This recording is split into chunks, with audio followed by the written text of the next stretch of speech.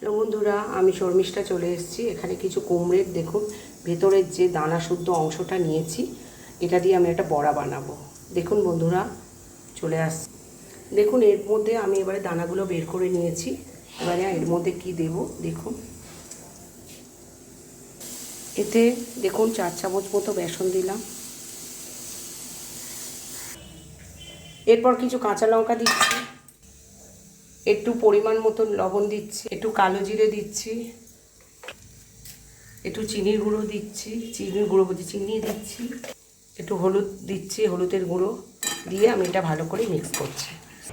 এবারে কড়াইতে আমি পরিমাণ মতো তেল দিলাম। দেখুন আমার এটা মিক্স হয়ে গেছে, আমার তেলও গরম হয়ে গেছে, রিফাইন তেল দিয়েছি। এবার আস্তে আস্তে আমি বড়ার আকারে দিচ্ছি। হ্যাঁ, এরপর দেখুন আমি এক পিঠ উল্টে দিচ্ছি, এরকম হচ্ছে দেখুন। খুব সুন্দর খেতে লাগে।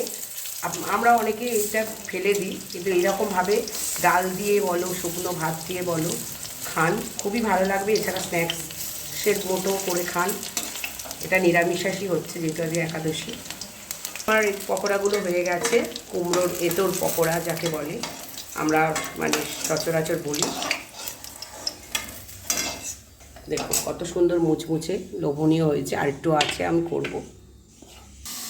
দেখুন বন্ধুরা, কুমড়োর এঁতোর যে বড়াটা সেটা আমার বানানো হয়ে গেছে, কত সুন্দর লোভনীয় হয়েছে। এইরকম বানিয়ে আপনারা স্ন্যাক্স হিসাবেও খেতে পারেন, এছাড়া আপনারা ভাত দিয়ে খেতে পারেন।